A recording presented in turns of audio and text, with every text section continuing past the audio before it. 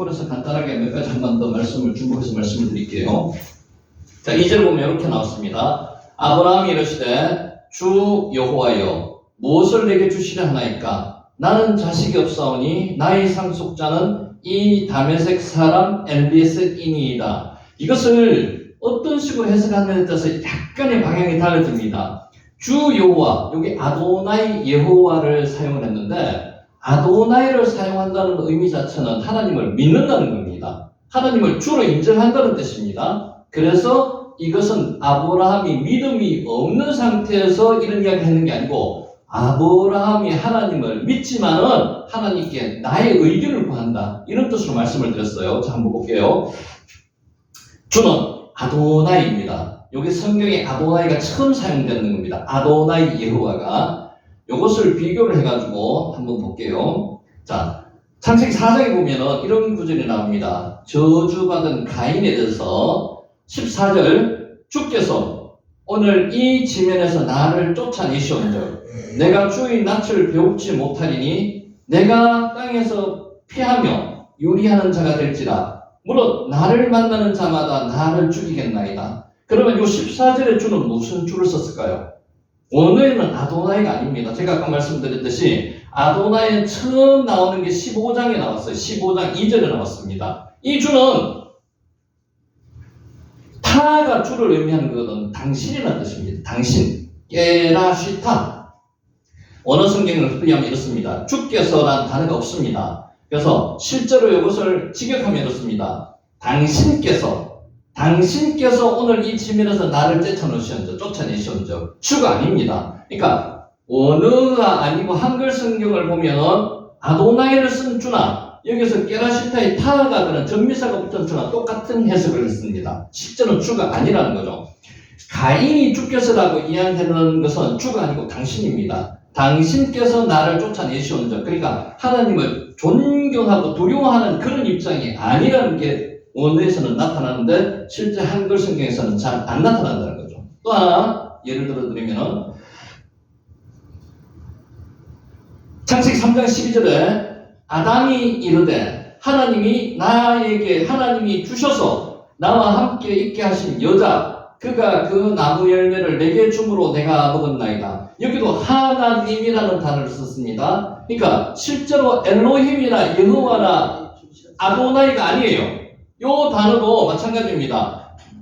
타가 당신이라는 뜻이거든요. 나타타. 그러니까 하나님이 주셔서 나와 함께 하신 이것을 원문으로 그대로 풀이하면 하나님이 아니고 당신이 주셔서 유가 주셔서 유입니다. 유. 당신이 주셔서 나와 함께 하신 그 여자. 그러니까 아담은 하나님을 두려워하는 대상으로 지금 말하고 있지 않다는 그런 의미입니다. 그래서 주라는 단어, 하나님이라는 단어가 들어가더라도 이것을 원문에 있는 것을 의역해서 한글로는 써가지고 있기 때문에 하나님이라는 단어가 들어갔다는 거지 실제로 하나님이 아니라는 거죠. 당신께서 주셔서 나와 함께 한 그 여자, 불평불만 가득한 말 아니겠습니까? 뜻을 이 의미를 이해하시겠죠. 그러니까 이런 것을 잘 캐치하시면은 원문으로 보는 그 하나님의 말씀이랑 우리 한글로 보는 하나님의 말씀이랑 차이가 조금 있을 수가 있습니다. 그것을 캐치하자는 거죠. 그 뜻을 아시겠죠? 그러니까 히브리어에 대한 부분을 어렵다는 생각을 가지시고 보면 이게 안 보입니다. 그렇게 어렵다는 생각을 가지지 마시고요. 하나님의 뜻이 무엇인지 정확하게 한번 알고자 하는 마음을 가지시고 보면은 문법을 몰라도 됩니다. 그러니까 단어에 대한 부분을 어떤 식으로 적용을 했는지 그것만 보시면 된다는 거죠. 영어를 공부하는 방법이 두 가지가 있습니다. 외국어를 공부하는 방법, 영어 마찬가지고 문법부터 처음부터 끝까지 이렇게 공부를 해가지고 문장까지 들어가서 공부하는 방법은 상당히 중간에 포기하는 사람이 많습니다. 문법이 어렵기 때문에. 그래서 그렇게 안 하고요. 김영철 씨 코미디언이 그렇게 공부를 했습니다. 어떤 문장을 가지고 공부합니다. 문장을 가지고 방송을 듣고 그렇게 공부를 하면 실생활에 영어가 되고 외국어가 되는 거예요. 우리도 마찬가지 그런 식으로 접근하고자 제가 처음부터 노력하고 말씀드린 내용이 그겁니다. 그러니까 너무 어렵게 생각하지 마시고 실제로 원문 안에서 하나님이 말씀하시는 게 뭔지 그걸 한번 캐치하시면 좋을 것 같습니다. 자, 참고로 말씀드릴 거예요. 아까 하다가 말았습니다. 9절 여호와께서 그에게 이르시되 나를 위하여 3년 된 암소와 3년 된 암염소와 3년 된 수장과 산비둘기와 집비둘기 새끼를 가져올지니라. 여기서 누구를 위해서? 나를 위해서. 아까 좀 전에 했습니다. 영적인 진리를 이해할 때 성도는 자기 위주의 이기적인 신앙에서 벗어나게 됩니다. 영광을 누구한테 돌려야 됩니까? 하나님께 돌리는 거죠. 제1 목적으로 삼는, 하나님을 제일 목적으로 삼는 성숙한 신앙생활을 하는 게 누구를 위한 거라고요? 나를 위한 게 되는 거예요. 그러니까 하나님의 영광을 위해서 생활하는 사람은 결국 나를 위해서 생활하게 되는 거죠. 하나님께서 우리가 그렇게 베풀어 주시는 거죠. 하나님께서 제물을 3년 된 짐승으로 바칠 것을 요구하신 까닭은 3년 정도 자란 짐승이 가장 완벽하게 완전하게 성장된 짐승이기 때문에 그렇습니다. 완전하신 하나님. 그래서 완전하신 하나님, 완전하시고 확실하신 것을 그 완전하신 하나님께서 받으시기 원하시는 겁니다. 우리의 제사, 우리의 예배도 마찬가지입니다. 완전한 제사를, 예배를 받기를 원하세요.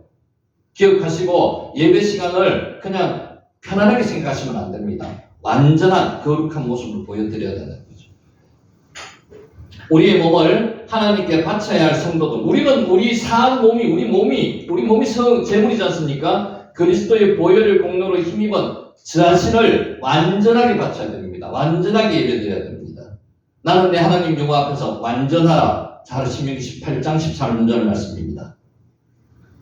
10절 아브라함이 아직 안 바뀌었습니다. 여러분이 아브라함입니다. 아브라함이 아닙니다. 그 모든 것을 가져다가 그 중간을 쪼개고 그 쪼갠 것을 마주 대하여 놓고 그 새는 쪼개지 아니하였더라. 새는 안 쪼갠 이유가 몸집 자체가 작기 때문에 쪼갤 필요가 없다는 거죠. 아브라함이 가져다가 한글 성경에는 번역되지 않는 게 있습니다. 그를 위하여. 여기도 마찬가지입니다. 누구를 위해서 잡았습니까? 누구를 위해서 제물을 가져왔습니까? 아브라함을 위해서 가져왔는 게 아니죠. 그를 위해서, 여호와를 위해서 가져왔는 거예요. 한글 성경에는 포함 안 돼요. 아브라함이 그 모든 것을 가져다가 그를 위해서, 여호와를 위해서 가져다가 이런 뜻입니다. 그를 위해서라고 이 말이 아브라함 자신을 위해서 예물을 취하는 의미가 아니라는 것입니다. 나를 위해서. 하나님께서 나를 위해서 저 제물을 가져오라고 이야기했듯이 아브라함도 그를 위해서, 여호와를 위해서 제물을 가져왔다는 겁니다. 그를 위하여, 하나님을 위하여 예물을 취했다는 뜻입니다. 이것을 뭐 여기서 포함 안 시키더라도 큰 의미의 흐름은 문제는 없습니다. 그런데 실제로 정확하게 하자면 그를 위해서, 하나님을 위해서 가져왔다는 겁니다. 아브라함은 하나님께서 명령하신 것을 그대로 취했을 뿐만 아니라 누구를 위해서? 그를 위해서 취하는 다른 예배의 자세를 가지고 있었습니다. 우리도 누구를 위해서 예배 드리는 거예요? 나를 위해서 예배 드리는 게 아니에요. 하나님을 위해서. 아멘. 아브라함이 그 모든 것을 가져다가 중간을 쪼갰습니다. 중간이 요 단어를 쓰는데 참 어렵습니다. 바타웨카라는 단어를 쓰는데 요 단어는 바로 뜻을 의미하면 바로 그 정 가운데를 따른다는 겁니다. 정 가운데를 따른다는 겁니다. 하나님께서 바로 정 가운데를 쪼개라는 것은 좌우로 치우침이 없으라는 겁니다. 치우침이 없이 정확하게 하나님의 말씀이 완전히 순종하는, 아까 완전한 짐승, 완전한 예배, 완전한 제물 중에서도 반나는 것도 완전한 순종까지 같이 포함되는 겁니다. 그러니까 완전 하나님 앞에서는 완전한 것만 드려야 됩니다. 바타가 쪼개다는 뜻입니다. 베리트가 언약이잖아요. 요것도 베리트라는 말도 빠라에서 나왔습니다. 베리트, 자르다는 뜻입니다. 자르다. 빠라에서 베리트 언약도 자르다는 뜻이 있고요. 베리트 언약은 어떤 겁니다? 맨 처음에 언약을 주셨는 것은 할례 언약을 주셨죠. 자르는 언약입니다. 자르는 언약. 요 바타로도 자르는 거, 쪼개는 겁니다. 쪼개는 거. 바타르. 그냥 요거는 눈으로 익히고 지나갑니다. 그냥 뭐지 외웁시다. 않아도요. 알아. 중간을 쪼갰습니다. 언약은 고대 근동 지방에서 언약을 맺을 때 표적이 되는 쪼갠 희생제물 가운데로 언약의 두 당사자가 지나는 간섭이 있었습니다. 그러니까 소를 한 마리를 가져오면은 그 소를 완전히 정중앙을 쪼갭니다. 그러니까 바타를 쪼갠다는 거예요. 쪼개가지고 양옆으로 마주 대해 놓습니다. 마주 대해 놓고 언약의 당사자 두 사람이 걸어갑니다. 그게 무슨 뜻인가 하면은 만약에 언약을 이행을 하지 못하고 위반을 하면은 이 동물처럼 내 몸이 쪼개진다는 그런 의미입니다. 그러니까 죽음을 감수하겠다는 겁니다. 꼭 지키겠다는 그런 뜻입니다. 그것이 중동지방에 있었던 그것을 차용이가 지금 가져와서 이렇게 기록해 놨습니다. 언약이 성실하게 지켜지지 않을 때 위반자는 희생물과 같은 운명이 될 것을 상징적으로 나타내는 의미를 지니고 있습니다. 한 걸음 더 나갔습니다. 희생 제물을 쪼개는 것은 장차 그리스도께서 십자가에 피 흘려 죽으실 것을 상징한다고 볼 수도 있습니다. 그래서 지금 우리가 고난주간을 지나고 있지 않습니까? 오늘, 내일 그리스도께서 돌아가시는, 예수께서 지금 십자가에 달려 돌아가시는 날이잖아요. 그죠? 그러니까 그것을 예표하는 사건이라고 볼 수도 있습니다.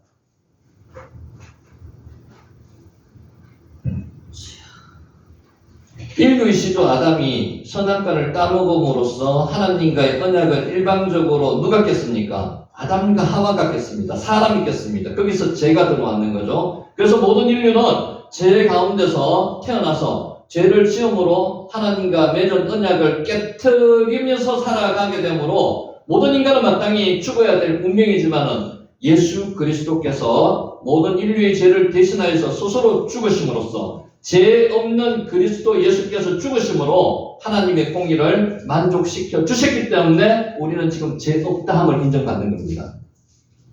우리는 구약의 모든 희생 제사의 제물이 예표하는 바 그러한 그리스도의 피 흘림의 공로로 영적 죽음을 모면한 자들입니다. 그러니까 이 사건 자체는 단순하게 고대 근동의 제사법에 대한 것만 이야기하는 게 아니고 예수 그리스도께서 우리를 위해서 피 흘려 돌아가셔 우리 죄를 사하시던 그 사건에 대한 예표이기도 한다는 겁니다. 자, 11절 솔개가 그 사체 위에 내릴 때 아브라함이 쫓았더라. 이 솔개가 아이트라는 단어를 썼습니다. 아이트. 이 솔개는 그냥 솔개, 우리가 아는 솔개가 아니고 맹금류 전체를 포함한다고 보시면 됩니다. 그러니까 독수리가 될 수도 있고요. 옛날에는 이 재물을 둘러싸지 않습니다. 재물을 양쪽으로 놓고 사람 둘이가 언약을 해고 맹세를 하고 지나갑니다. 나는 이런 쪼개짐을 당할 것이다. 그리고 나면 이 재물이 어떻게 되겠습니까? 갖고 가겠습니까? 그대로 놔둡니다. 그대로 놔두면 맹금류 내지는 들짐승들이 와서 이것을 먹습니다. 이 뜻이 뭔가 하면은 내가 약속을 어길 때는 몸이 쪼개져서 짐승들의 재물이 짐승들의 먹일 것이가 될 것이다. 이런 뜻을까지 의미하는 겁니다.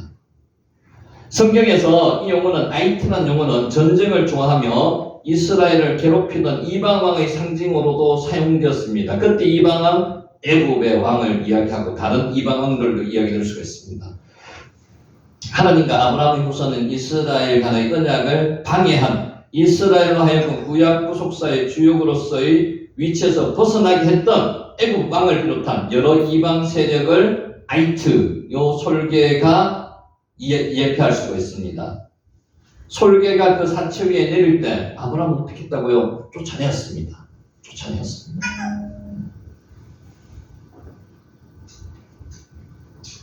여기 아이트, 맹금류, 솔개, 독수리 이런 뜻입니다. 쫓았더라고 하는 바람을 불게 하다는 뜻입니다. 나사하고 소리로 위협해서 쫓았다는 의미를 지니고 있습니다. 그러니까 독수리가 왔을 때, 맹금류가 왔을 때, 66 맹금류가 왔을 때 소리로 질러서 쫓아내었다. 물론 그림으로 보면 막 이렇게 하는 수도 있지만 소리를 내면서 크게 멈춰서 했을 가능성이 높습니다. 구체적으로는 없습니다. 그냥 쫓았다라는 단어만 씁니다. 그러니까 실제로 이 의미는 소리를 내었다. 소리 지르잖아요. 우리 보면 막 크게 소리 지르면 동물들이 도망가듯이 그렇게 소리를 질렀다는 이야기. 바람을 불게 했다. 소리로 위협하여 내쫓았다. 이런 의미입니다. 하나님과 언약을 맺기 위해서 바쳐진 제물 위에 부정한 새들이 앉지 못하게 한 이스라엘 민족의 조상 아브라함의 이런 행동은 하나님과 하나님으로부터 택함받은 민족 이스라엘 간의 언약을 질투하고 이를 깨트리려는 이방 세력의 노력이 결과적으로 아무런 성과를 거두지 못하고 하나님께서 아브라함과 맺은 언약을 이루어 가실 거라는 그런 뜻입니다. 그러니까 아브라함이 이 언약을 맺지 못하게 하는 맹금류 내지는 이방원들을 쫓아내었다는 그런 뜻입니다. 그러니까 이걸 가지고 여러 가지 해석이 많습니다. 아브라함이 실수를 했는 부분이라고 이야기하는 그런 어떤 교리적인, 학설적인 부분도 있는데, 그것은 지금 생각하지 마시고요. 우리는 지금 원어상 보는 그것만 일단 말씀을 드릴게요. 문자로, 문장 안에서 어떤 의미가 있는지 그것만 일단 말씀을 드립니다. 나사브, 아까 뭐라 그랬죠? 소리를 내서 쫓아내다, 이런 뜻입니다. 불다, 후불다, 이런 뜻입니다. 나사브, 쫓아내었다는 것입니다. 자, 이제 정리 한번 할게요. 하나님은 성도의 안전한 보호자와 복의 원천이 되십니다. 정리합니다. 본문 1절에 보면은 하나님은 아브라함에게 너희 방패요, 마겐이라고 얘기했습니다. 방패가 마겐, 조그마한 호신용 방패, 너희 지극히 큰 상급, 사카르, 상급이라고 말씀하셨습니다. 하나님이 나의 방패가 되시고 하나님이 나의 상급이 되시면 앞에 나오는 거 두려워할 게 전혀 없습니다. 아브라함아 두려워하지 말라. 나는 너희 방패이고 너희 지극히 큰 상급이라. 이거 기도할 때 우리가 써야 됩니다. 하나님께서 이렇게 되시면 겁낼 거 없습니다.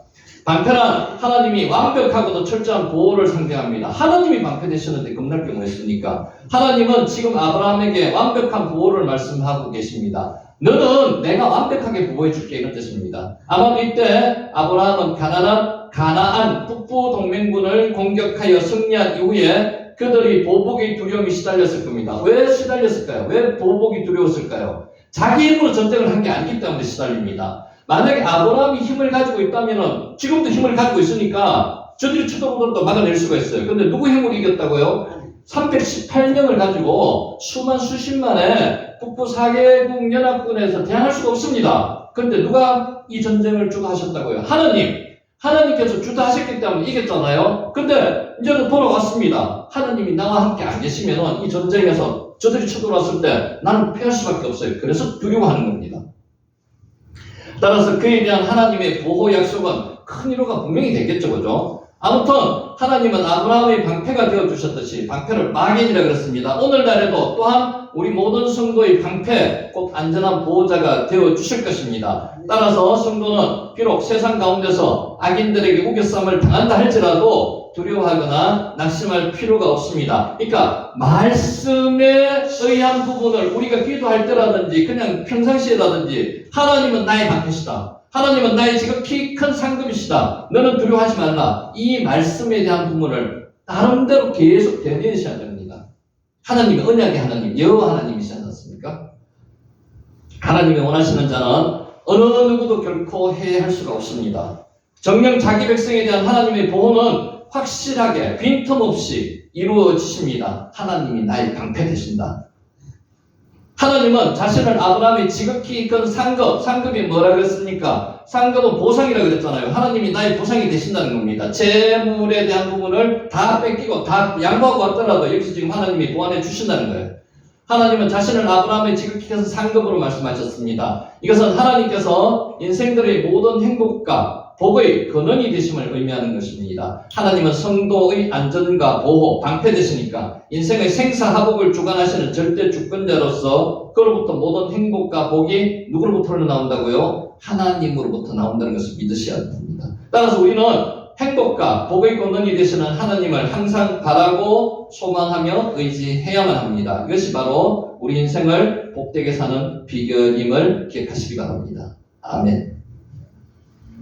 자, 두 번째, 그리스도의 대속의 은총을 힘을 입을 때만 하나님과의 교제가 가능합니다. 하나님과의 우리는 그냥 교제가 가능하지 않습니다. 1절에 보면 하나님께서 환상 중에 아브라함에 임하셨습니다. 현실 중에서 임한 게 아니라 그랬죠. 마하제 환상 중에서 임했습니다. 우리가 여기서 주목해야 할 사실은 하나님께서 아브라함에 나타나신 때입니다. 언제 나타나셨어요? 이후에 나타나셨죠. 그 이유가 뭡니까? 사건 전쟁 후에 멜기세덱으로부터 11조를 바치고 떡과 포도주를 받은 그 후에 나타나셨습니다. 본전은 하나님이 아브라함에게 나타나신 때를 이후라고 말씀하십니다. 그렇다면 이후가 언제입니까? 아브라함이 그돌라오멜이 이끄는 메소포타미아 연합군을 격파하고 포로된 자들을 빼앗겼던 재물을 찾아오고 개선하면서 지극히 높으신 하나님의 제사장인 멜기세덱으로부터 떡과 포도주를 대접받고 11조를 드린 사건 이후에 그 후에 지금 이 사건이 15장 1절에서 나타납니다. 이처럼 아브라함이 멜기세덱으로부터 떡과 포도주를 대접받은 후에 하나님과 교제를 나누게 된 사실은 영적으로 볼 때 시사해 주는 바가 큽니다. 히브리서에 보면은 아브라함에게 떡과 포도주를 주었던 멜기세덱은 영원한 하나님의 대제사장이 되시는 예수 그리스도를 예표하는 겁니다. 히브리서 7장에 나옵니다. 마태복음에 보면은 떡과 포도주는 예수 그리스도의 몸과 피를 상징합니다. 그러므로 아브라함이 멜기세덱으로부터 받은 떡과 포도주를 공개받고 11조로 드리는 신앙적 행위를 한 후에 하나님께서 그에게 나타나셨다는 것은 중요합니다. 영적으로 보면은 사람이 예수 그리스도께서 주시는 그의 몸과 피를 먹고 마시며 그를 주로 고백할 때 비로소 하나님과의 교제가 가능함을 시사해 주는 겁니다. 다시 한번 이야기합니다. 예수 그리스도를 통하지 않고는 하나님과 교제가 불가능하다는 거죠. 예수 그리스도를 통해야만 구원이 있습니다. 예수 그리스도를 통해야만 하나님과의 교제가 있을 수 있습니다. 그리스도의 대속의 은총만이 하나님과의 교제가 가능하게 합니다. 아멘. 자, 죄인된 인간은 누구든지 그리스도의 대속의 은총을 힘입을 때만 하나님과 교제할 수 있습니다. 그리스도와 아무런 관계가 없는 자, 다시 말해서 예수 그리스도를 구주로 영접하지 않는 자는 하나님과 교제가 불가능합니다. 하나님은 죄인이 예수 그리스도를 믿음으로 말미암아 그가 주시는 살과 피를 먹고 죄 용서함을 받을 때만 그에게 임하십니다. 그와 교제를 나누어 주시고 한없는 은혜를 베풀어 주시는 것입니다. 진정으로 하나님과 교제를 나누기를 원하는 사람은 무엇보다도 먼저 예수 그리스도를 믿어야만 됩니다. 그래야만 대속의 은혜를 힘입을 수가 있습니다. 아멘. 자, 하나님의 약속의 성취를 확신하셔야 됩니다. 여호와 하나님, 계속 하나님을 본인이 여호와라고 이야기하시는 게 이 때문입니다. 약속의 하나님, 약속, 언약의 하나님. 2절, 3절을 보면은 아브라함은 자신의 종 엘리에셀을 자신의 상속자로 삼고자 했습니다. 엘리에셀 두 가지 설이 있다고 그랬습니다. 하나는 친척이라는 설도 있고 하나는 다메섹에서 종으로 데려온 사람이라는 설도 있는데 두 번째 설이 강하다고 말씀을 드렸습니다. 사실 인간적인 생각으로 판단해 볼 때 아브라함의 후사에 대한 하나님의 약속은 불가능한 것이었습니다. 지금 아브라함이 요 당시에는 80이 넘어 있는 상태. 아브라함보다도 더 문제가 있어가 자식이 낳지 못하는 것은 아마 사라 쪽에 있었을 가능성이 높습니다. 아브라함은 그 이후에도 100세가 이후에도 자식을 낳았습니다. 그래서 인간적으로는 지금 자식을 놓기가 불가능한 상황. 당시 아브라함의 나이가 80세 이후 과연 후사를 생각할 수가 있었겠습니까? 물론 있었을 수도 있습니다만은 저는 여기 적혀있지 않지만은 사라 쪽에 난임 내지는 불입이 더 문제가 될 수 있었을 것 같습니다. 그래서 그는 엘리에셀을 양자로 삼아 대를 이을 생각을 했습니다. 그리고 그의 이런 시도는 하나님의 약속을 자신의 방법으로 이루어 드리겠다는 생각에서 나왔을지도 모릅니다. 그런데 중요한 것은 아브라함이 하나님을 믿었느냐 못 믿었느냐가 중요하거든요. 하나님을 아도나이 여호와라고 인정을 했기 때문에 하나님에 대한 믿음이 확실히 있었다. 그렇게 못 받고 들어갑니다. 하나님은 결코 인간의 도움을 통해서만 당신의 약속을 이룰 수 있는 그런 무능한 분이 아니십니다. 아무것도 없는 상태에서 말씀으로 천지를 만드신 그 하나님, 엘로힘 하나님, 창조주이십니다. 실로 하나님은 죄 없는 것을 있는 것 같이 부르시는 분입니다. 실로 하나님은 없는 것을 있는 것 같이 만드시는 하나님입니다. 따라서 우리는 아브라함과 같이 하나님의 약속을 의심하거나, 여기는 의심한다기보다는 그냥 표적을 구했는데 실제로 의심하는 건 아니었다고 제가 말씀을 드렸습니다. 하나님의 능력을 제한해서는 안 됩니다. 우리는 하나님께 당신의 약속을 기필코 이루는 전능자임을 믿고 그의 때가 이르기까지 인내로 기다려야 됩니다. 그래서 하나님이 약속해 주신 것은 언제 이루어 주신다고요? 나의 때에 이루어 주시지 않습니다.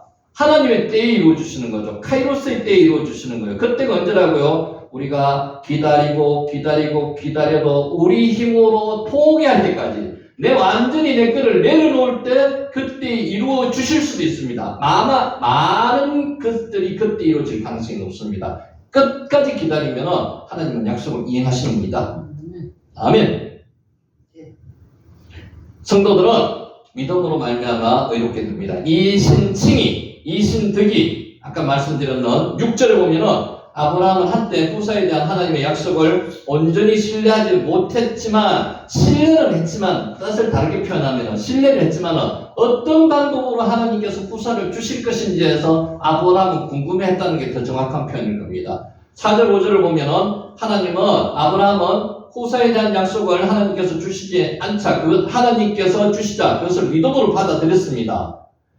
아브라함은 이제 자신의 조건을 보지 않고 하나님만을 바라봤습니다. 후사에 대한 하나님의 약속을 전적으로 신뢰했습니다. 그것을 하나님께서 의로 여기셨다고 말씀하셨습니다. 이신덕이 이신칭이. 하나님은 그러한 아브라함의 믿음을 보시고 그것을 의로 여기셨습니다. 이러한 사실은 인간은 오직 믿음으로 말미암아 의롭게 된다는 사실을 잘 보여줍니다. 믿음이 있어서 의가 있어서 의롭다고 이야기하는 게 아니죠, 그죠? 하나님을 믿는 그 믿음으로 의롭다고 인정해 주시는 겁니다. 인간이 의롭게 되는 것은 자신의 공로로 되는 것이 결코 아닙니다. 인간은 그 누구도 스스로 노력으로 의롭게 될 수가 없습니다. 그것은 인간은 전적으로 부패하여 스스로는 어떤 선도 행할 수 없기 때문에 하나님에 의해서만 의를 이룰 수 있는 겁니다. 그래서 하나님을 믿는 그 믿음으로 의롭다함을 얻는 것, 그게 이신덕이 이신칭이라는 겁니다.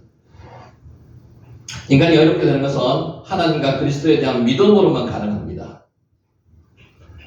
인간이 비록 믿음으로 의롭게 하심을 받았다고 할지라도 곧 바로 아무런 허물이나 죄가 없는 존재가 되는 것은 아닙니다. 인간은 비록 하나님으로부터 의롭다 하심을 받았다 할지라도 여전히 불완전하고 허물 많은 존재입니다. 그래서 우리는 어떤 식의 구원을 받았더라도 구원의 단계를 다시 지나가야 되는 게 성화의 단계를 거쳐야 되는 겁니다. 하나님은 다만 허물에도 불구하고 의롭다고 인정해 주십니다. 따라서 믿음으로 의롭다 인정을 받은 성도들은 완전한 믿음이 아니기 때문에, 의로움이 아니기 때문에 우리 가운데 의로움이 나타나기까지 성화, sanctification의 노력을 부단히 해야 됩니다. 그래서 마지막에 죽음 직전에 여호와의 단계로 들어가는 겁니다. 그러니까 justification, sanctification, 그리고 마지막 glorification까지 세 단계 구원의 단계가 반복되는 겁니다. 이어지는 겁니다. 7절에 보면은 하나님께서 아브라함이 갈대아굴에 있을 때 그를 부르신 이유가 나타납니다. 왜?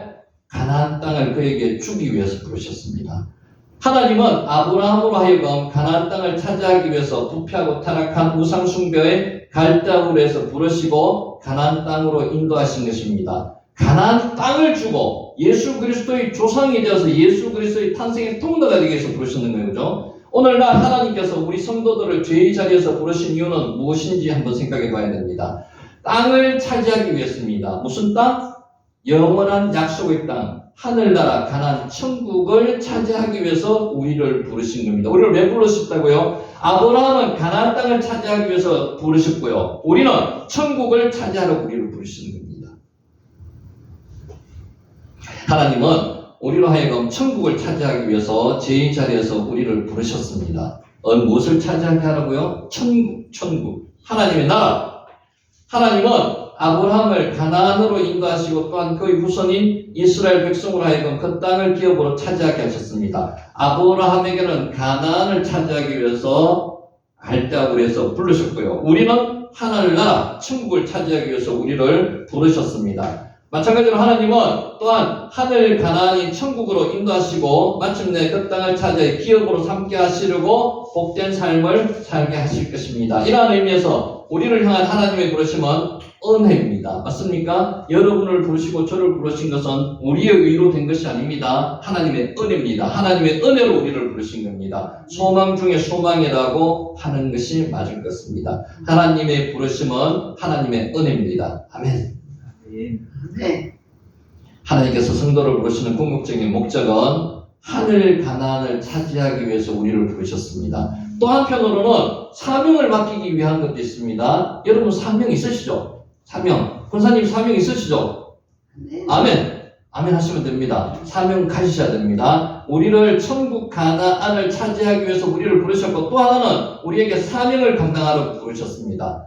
하나님께서 모세를 부르신 것은 애굽 종살이 하며 고난당하는 당신이 택한 백성 이스라엘을 구원하시기 위해서 40년 광야 생활 후에 부르셨습니다. 80의 나이에 부르셨습니다. 사람으로 말하면 80의 나이는 그냥 이제 모든 것을 손 놓고 하늘나라를 바라보아야 되는 그런 나이인데 모세를 부르셔서 하나님의 사명을 감당하게 하셨어요.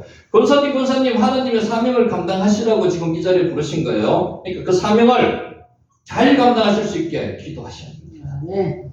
구약 선지자들을 부르신 것은 당신의 말씀을 받아서 백성에게 대언하며 가르치도록 하기 위해서 선지자들을 부르셨습니다. 신약시대에 예수님께서 제자들을 부르신 것은 그들로 하여금 인류 구원의 복음을 전하게 하기 위해서, 땅끝까지 전하게 하기 위해서 부르셨습니다.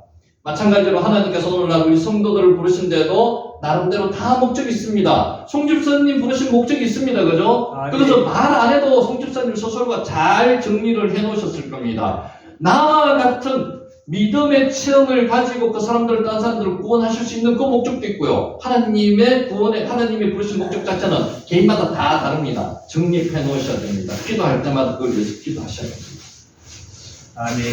아멘. 성도 개인마다 각각의 차이가 있을 수 있습니다. 하나님은 어떤 사람에게는 전도의 사명을, 또 어떤 사람에게 가르침 사명을, 다스린 사람, 또 다스림의 사명을 주시는 분도 있고요. 또 다른 사명을 각각에게 다 다르게 주셨습니다. 동일하지는 않습니다.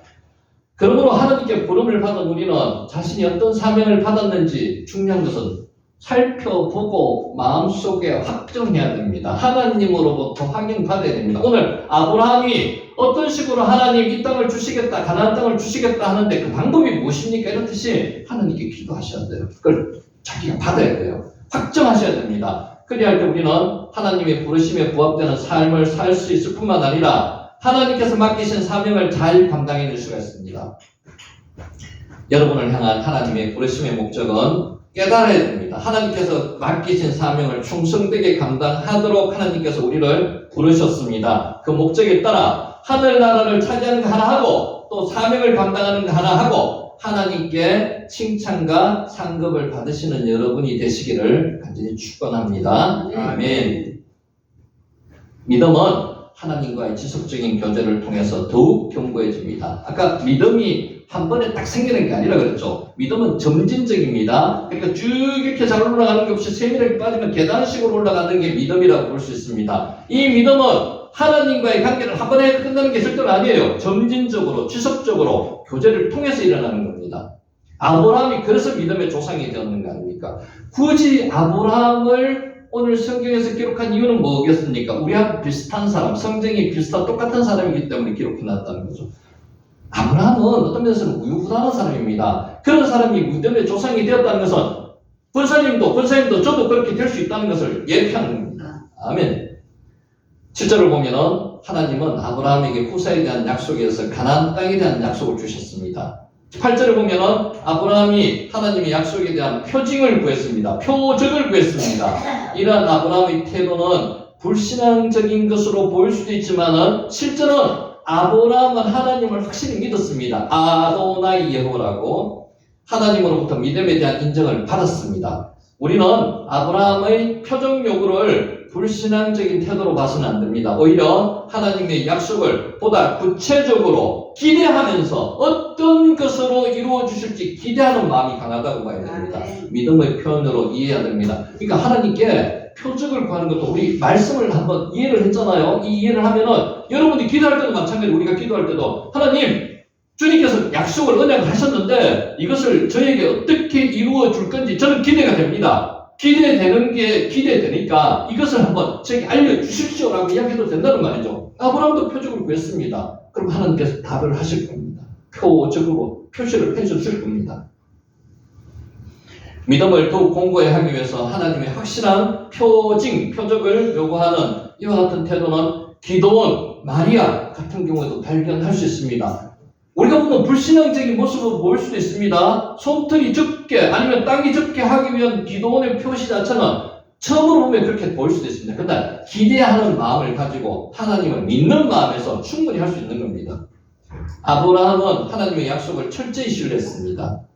믿음을 더욱 공부하기 위해서 하나님께 표징을 요구하는 것은 하나님과의 지속적인 교제를 나누기 위해서입니다. 오늘날 하나님의 천국 구원의 약속을 받은 우리 성도들도 하나님과의 지속적인 교제를 통해서 중요한 것은 지속적인, 계속적인 교제. 자신의 믿음을 더욱 공고히 해 나가야 됩니다. 한 번에 딱 믿음이 생기지 않습니다. 믿음이 그렇게 끝까지 가지 않습니다. 믿음이 가다가도 또 떨어질 때도 있고요. 올라갈 때도 있습니다. 그렇게 결과까지 가는 게 그게 성화의 단계 끝까지 가는 겁니다. 그래서 영화의 단계에 들어가는 거죠. 흔들리지 않는 신앙생활을 영위해야 됩니다. 그러니까 하나님과의 중요한 건 뭐예요?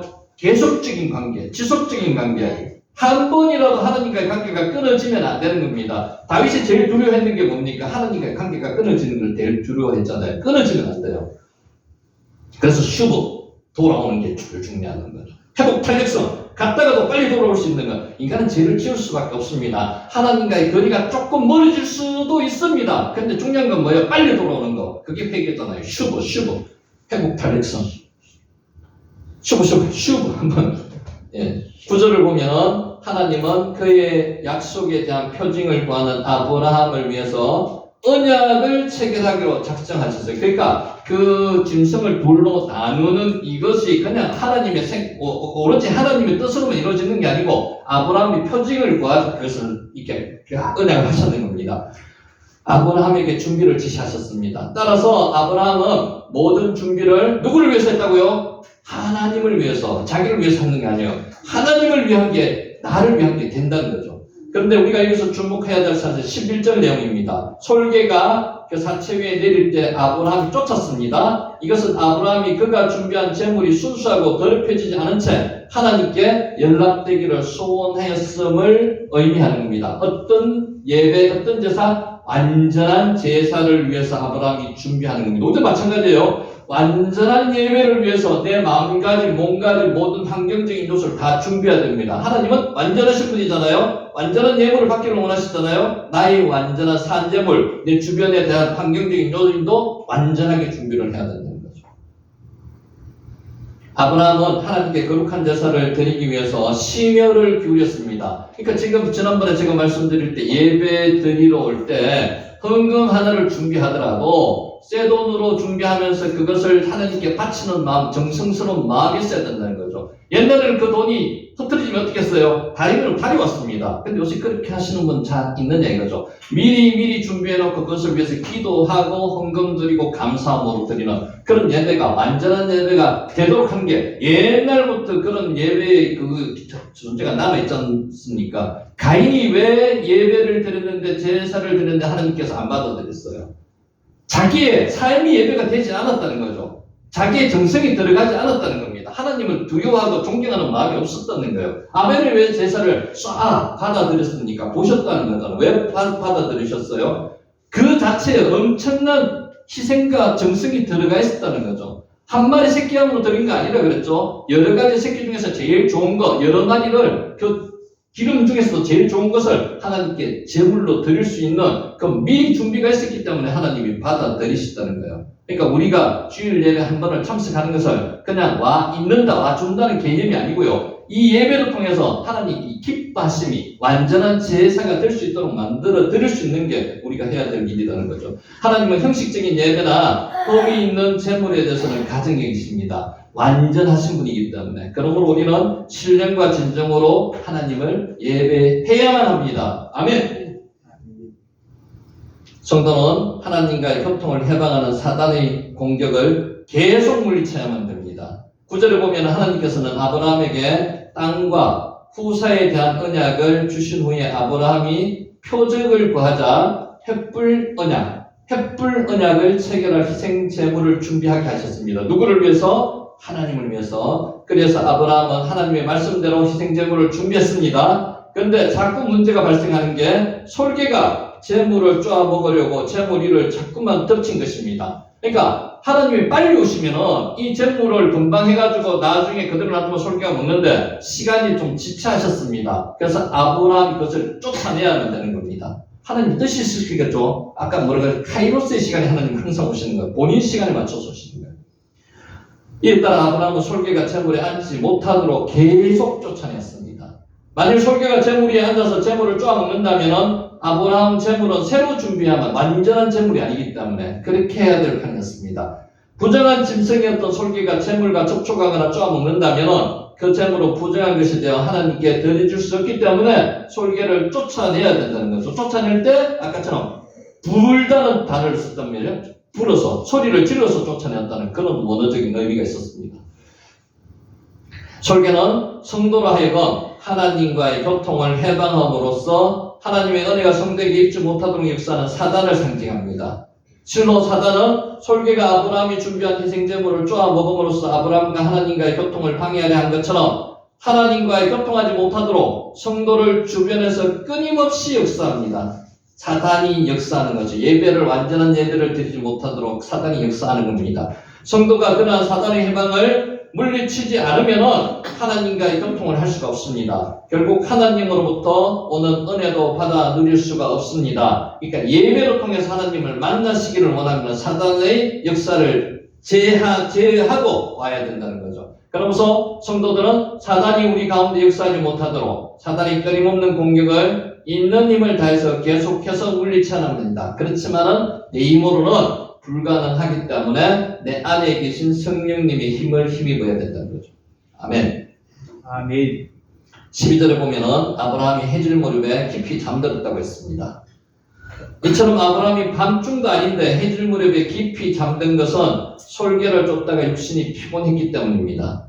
아브라함이 얼마나 열심히 솔개를 쫓았으면 해질 무렵에 벌써 깊은 잠이 들었겠는지 한번 생각해 보시기 바랍니다. 우리 또한 사단이 우리 가운데 역사하지 못하도록 사력을 다해서 사단의 공격을 물리쳐야만 합니다. 내 힘으로 안 될 때는 성령의 힘도 빌려야 됩니다. 특별히 우리가 사단의 공격을 물리쳐 이기기 위해서는 하나님의 전신갑주를 입어야만 됩니다. 내 힘으로는 부족합니다. 사실 하나님의 교통을 방해하기 위해서 하나님과의 교통을 방해하기 위해서 우리에게 달려드는 사탄의 공격은 아브라함이 준비한 희생제물을 먹기 위해서 달려든 솔개의 공격과는 비교도 되지 않을 만큼 강력합니다. 그러니까 내 힘으로만은 불가능할 수가 있습니다. 불가능합니다. 그러니까 하나님의 전신갑주를 입어야 한다는 거고 성령의 힘을 빌려야 한다는 겁니다. 자, 우리의 힘만으로는 우리를 향한 사탄의 공격을 막을 수가 없습니다. 실패할 수밖에 없습니다. 그러면 사탄은 우리보다 훨씬 강력한 존재입니다. 우리가 하나님의 전신갑주로 무장을 하면은 아무리 강력한 사탄의 공격도 무응히 물리칠 수 있습니다. 우리가 하나님의 말씀과 하나님께 대한 흔들리지 않는 믿음으로 무장하고 깨어 기도함으로써 하나님의 도우심을 잊기만 하면 어떠한 사탄의 공격도 이겨내고 능히 승리할 수가 있습니다. 자, 여러분, 하나님의 전신갑주로 무장하고 사력을 다해서 사탄의 공격을 물리쳐 이김으로써 솔개를 쫓아내고 마침내 하나님의 크신 은혜를 체험한 아브라함과 같이 하나님의 온전한 교통 속에서 하나님으로부터 오는 놀라운 은혜와 축복을 받으시는 저와 여러분이 되시기를 예수님의 이름으로 축원합니다. 아멘. 자, 마지막 정리하겠습니다.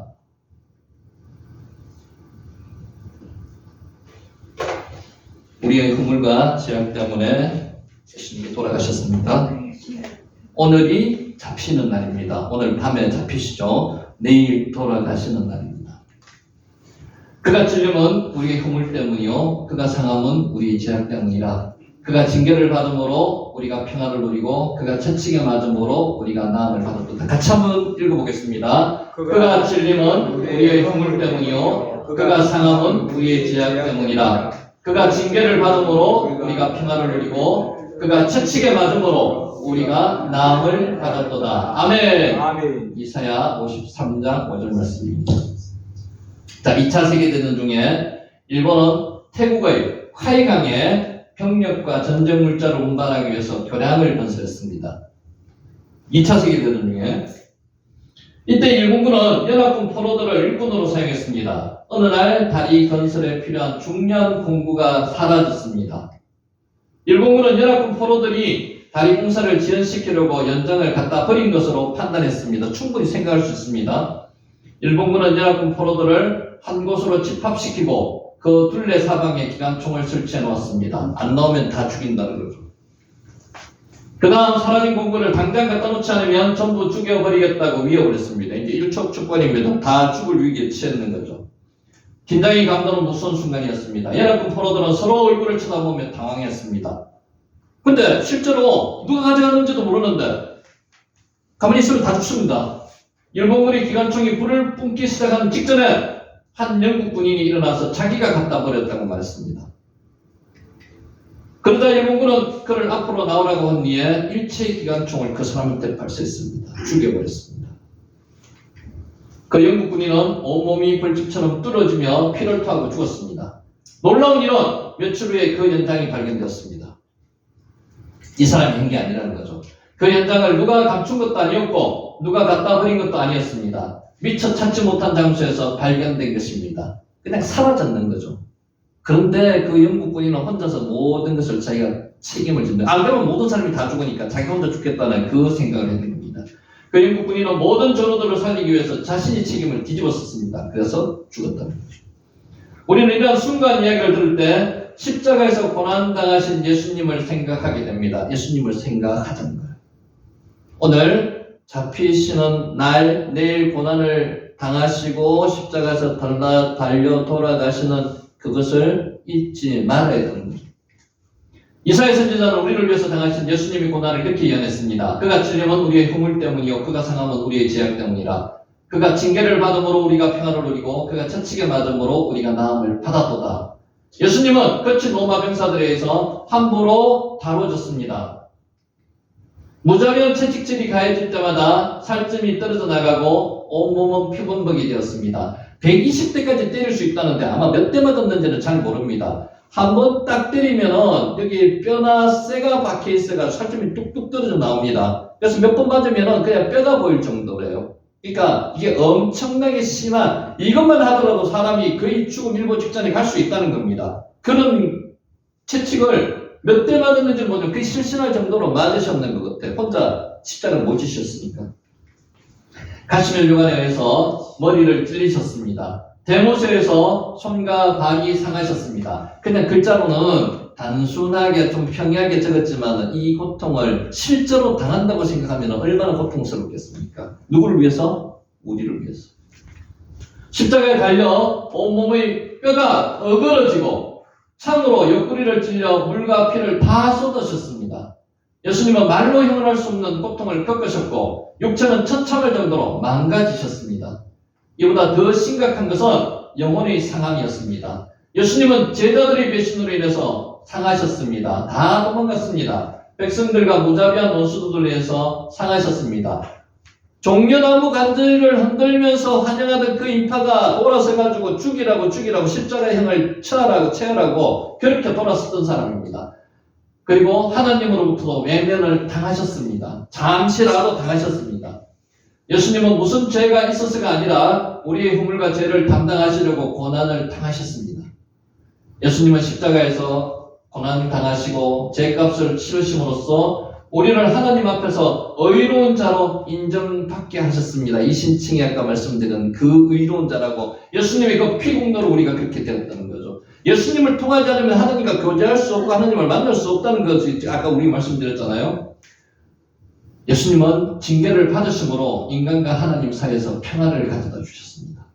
예수님이 징계를 받으시면서. 사도 바울은 그 의미를 이렇게 설명했습니다. 그는 우리의 화평이신지라 둘로 하나를 만드사 원수된 것 곧 중간에 막힌 담을 자기의 육체로 하시고 법조문으로 된 계명의 율법을 파하셨으니 이는 이 둘로 자기 안에서 한 세 사람을 지어 화평하게 하시고 또 십자가로 이 둘을 한 몸으로 하나님과 화목하게 하려 하심이라. 에베소서 2장 14절 16절 말씀입니다. 또한 예수님은 채찍에 맞으심으로 우리의 질병을 담당하셨습니다. 송대천 집사님, 또한 예수님은 채찍에 맞으심으로 우리의 질병을 담당하셨습니다. 아멘. 사도 베드로는 이사야의 말씀을 인용하여 우리가 십자가로 누릴 수 있는 은혜를 이렇게 전했습니다. 친히 나무에 달려 그 몸으로 우리 죄를 담당하셨으니 이는 우리로 죄에 대해서는 죽고 의에 대하여 살려 하심이라. 아멘. 그러니까 채찍에 맞음으로 너희는 나음을 얻었나니. 베드로전서 2장 24절 말씀입니다. 이처럼 예수님의 고난은 우리를 위한 고난이었습니다. 우리를 위한 고난. 저와 여러분을 위한 고난이었습니다. 예수님이 찔리신 것은 우리의 허물을 인함이었습니다. 예수님이 상하신 것은 우리의 죄악을 인함이었습니다. 예수님이 징계를 받으신 것은 우리에게 평안을 주시기 위해서였습니다. 예수님이 채찍에 맞으신 것은 우리를 낫도록 하기 위함이었습니다. 구체적으로 누구를 위해서? 바로 나를 위한 대속적인 고난이었습니다. 예수님이 찔리심은 나의 허물 때문입니다. 예수님이 상하심은 나의 죄악 때문이었습니다. 예수님의 징계를 받으심으로 나는 하나님과 평안을 누리게 되었습니다. 예수님의 채찍에 맞음으로 나는 나음을 받았습니다. 몸과 영혼이 건강하게 되었습니다. 우리는 예수님의 고난으로 말미암아 주어진 모든 은혜를 감사하며 풍성히 누려야만 합니다. 한 주간, 고난 주간 예수님께서 우리를 위해서 당한 고난과 하나님의 크신 사랑에 감사하는 경건하고 거룩한 고난 주간이 되시기 바랍니다. 예수님이 고난이 헛되지 않도록 우리를 위할 찔림과 상함, 징계를 받음과 채찍에 맞음을 절대 잊지 않고 늘 기억하며 널리 전하는 저와 여러분이 되시기를 주님의 이름으로 축원하면서 오늘 강의를 마치도록 하겠습니다. 아멘. 기도드리겠습니다.